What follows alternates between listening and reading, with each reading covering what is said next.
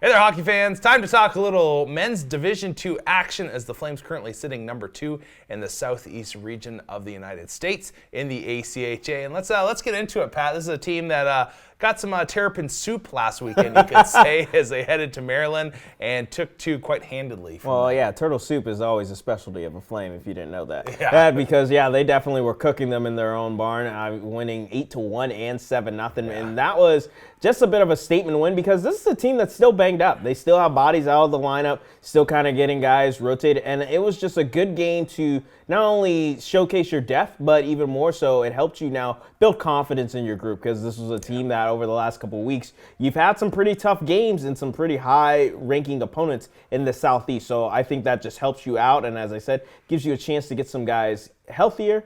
We already talked about test out the depth. And what's more important now, you clinch the number 1 team in your conference by having an undefeated regular season in the conference play. Tell me about how impressed you are with this group just being able to battle through adversity. Like you said, lots of bodies out. Niebuhr's been out for quite some time, and they still find a way to win.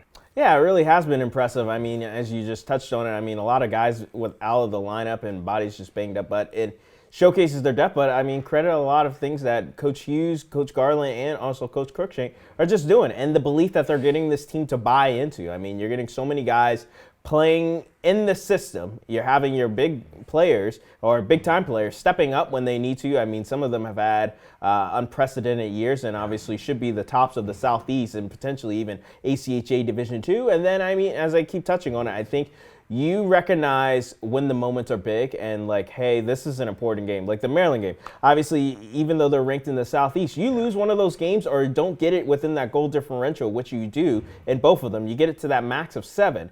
You could lose a ranking, and then you have to play in regionals, even though you're ahead in points. So the fact that the guys realized it, even the guys that are, as we said, depth players, stepped up and said, hey, we got to get these points and put it on them, showcasing why we're the number 2 team in the Southeast, and also a team that some people believe could potentially make a run at Nationals. It's got to start here and on the road, and they were able to do that. And I think that's what's been impressive, just their depth and then their ability to answer the call when needed. Yeah, talking about their depth, Soupy Campbell had a couple goals there as well, so good for him.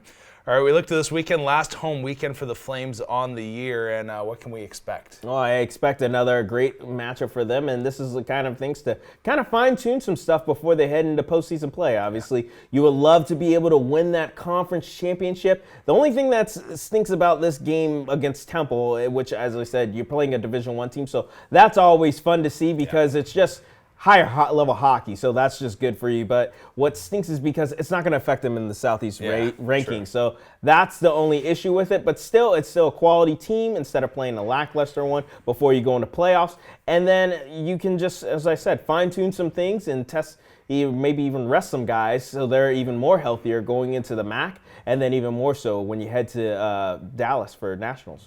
We predict that the Flames will get a top 2 seed in the Southeast and should get a bye going to Nationals, not having to play in regionals, that is. All right, for Patrick Strong and Brett McGibbon, thanks so much for tuning in. I'm sure we'll bring you some more D2 action as they head towards Dallas later in the spring. Oh, yeah. But in the meanwhile, check us out down here on the social media dots, and we'll see you right back here next time.